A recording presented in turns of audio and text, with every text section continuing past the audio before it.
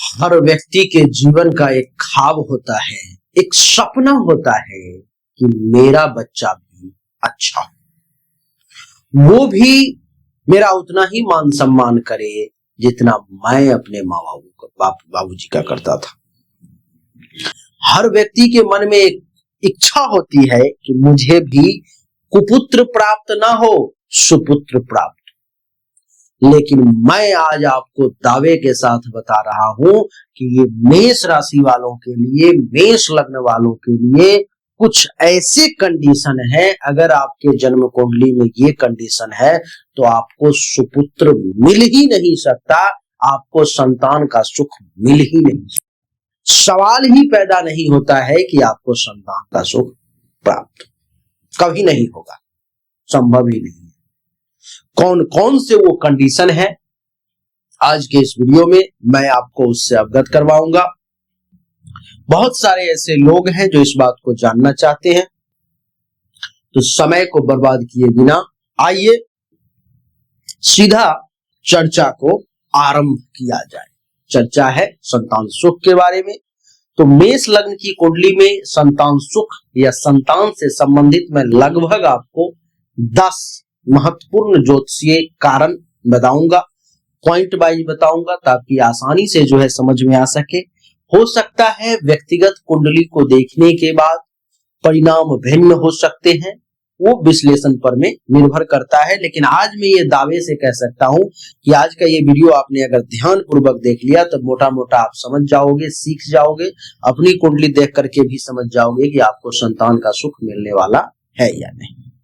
सबसे पहला, अगर देख लो ये कुंडली का जो ये 5वां भाव है, ये संतान का भाव माना जाता है, ये 5वां।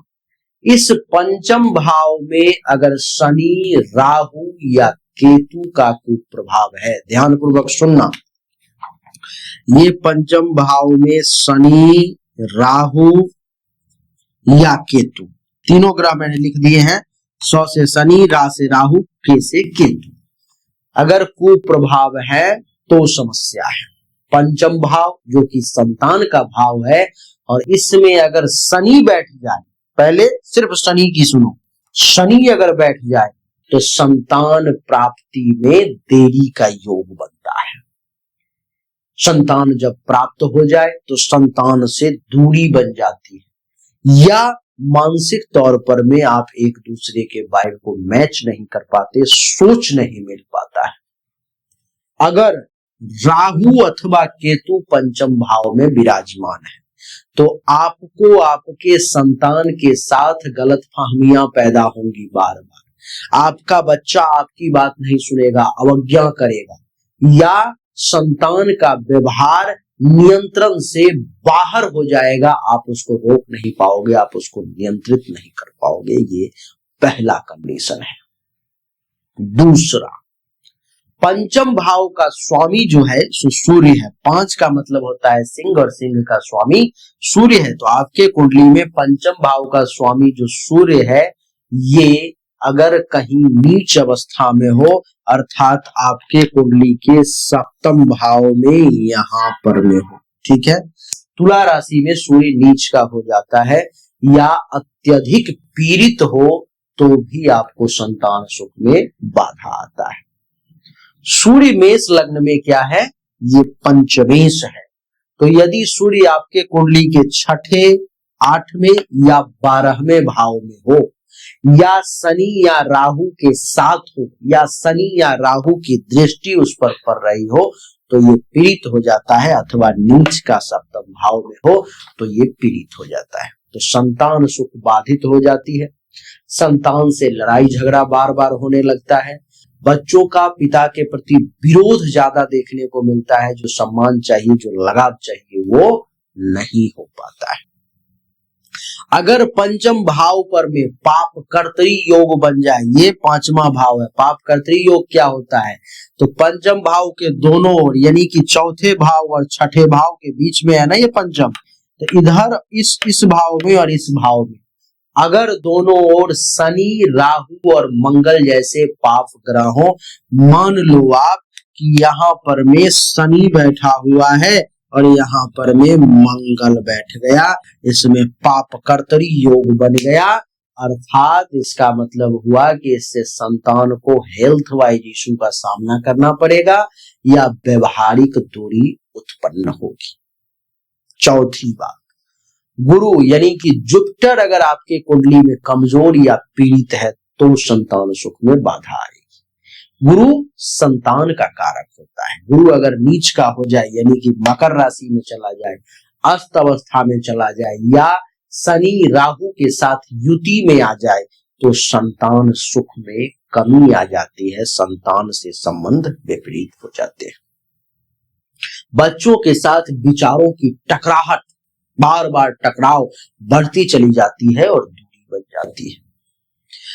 अगर D9 या D7 में नवांश कुंडली और सप्तमांश कुंडली देखा जाता है ना, तो खास करके उसमें D7 में और D9 में अगर पंचमेश पीड़ित हो, इस भाव का जो स्वामी आपके कुंडली के D7 और D9 में है वो अगर नीच का है, 6, छठे, 8वें या 12वें भाव में है, पापक ग्रह के साथ है, तो समस्याएं आ सकती है। खास करके उसमें भी D7 में ये संतान के लिए ही देखा जाता है। तो यहाँ अगर पंचमेश या देवगुरु बृहस्पति पीड़ित हो तो समझ जाना कि संतान सुख में गहरी समस्याएं आ सकती है।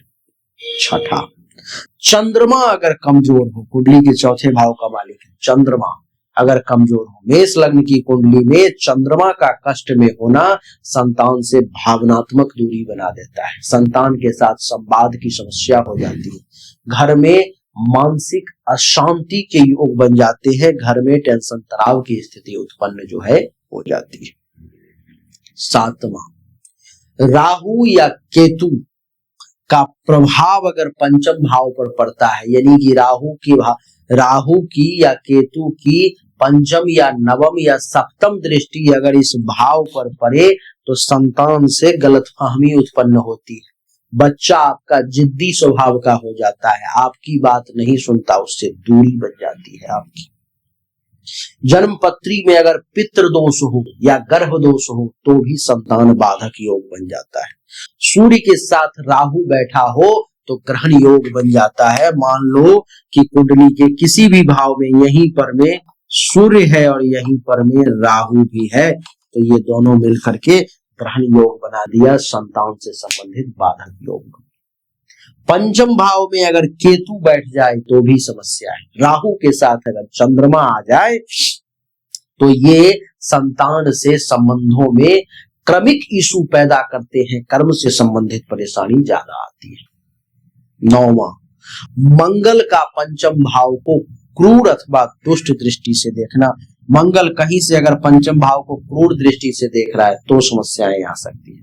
मेष लग्न में मंगल लग्नेश जरूर होता है, परंतु जब संतान की बारी आती है और जब मंगल अपनी तीसरी या मंगल अपनी 7वीं, 8वीं या चौथी दृष्टि से पंचम भाव पर प्रहार करता है तो पिता पुत्र में अहंकार का टकराव होता है, गुस्सा ज्यादा है, वाद विवाद काफी होंगे, ऐसा देखने को मिलता है। अंतिम और 10वां, पंचम भाव में अगर शत्रु ग्रह जो है सो बहुत ज्यादा स्तर पर बैठा हो, एक साथ 2-2, 3-3 ग्रह पापक ग्रह बैठा हो, जैसे शनि, राहु, केतु, मंगल,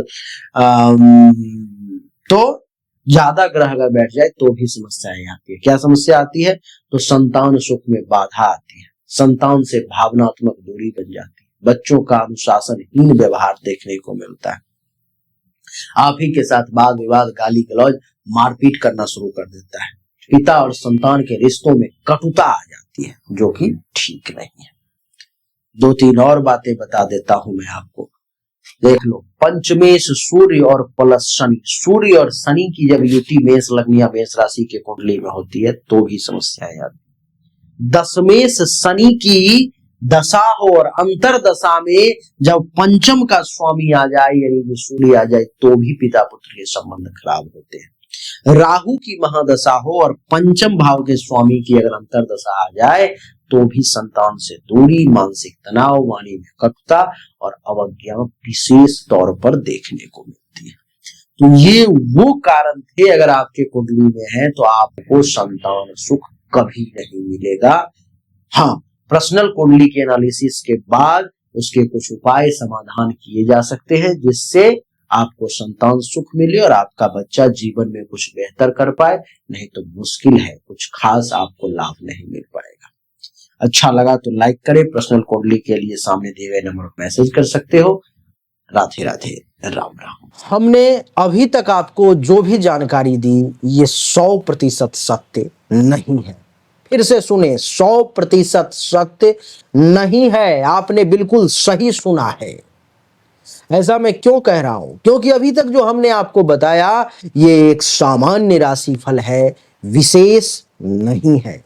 विशेष जानकारी, 100% एक्यूरेट जानकारी तो आपको तभी मिल सकती है जब पर्सनली आपके जन्म कुंडली की जांच की जाए, पर्सनली आपके हाथ की रेखा को देखा जाए, तभी तो सिर्फ आपके बारे में सही जानकारी आपको प्राप्त होगी। और जब वो जानकारी प्राप्त होगी तो वो 100% एक्यूरेट होगी। आपको जानना चाहिए, अगर आपको परिश्रम ज्यादा करना पड़ रहा है लेकिन परिणाम नहीं मिल पा रहे हैं, आपको भाग्य का साथ नहीं मिल पा रहा है, जिस पोजीशन पर आपको होना चाहिए उस पोजीशन पर आपसे पहले कोई और पहुंच जा रहा है, इसका अर्थ है कि भाग्य का साथ नहीं मिल रहा है, भाग्य के देवता की स्थिति कुंडली में गलत है, उसको ठीक करने की जरूरत है।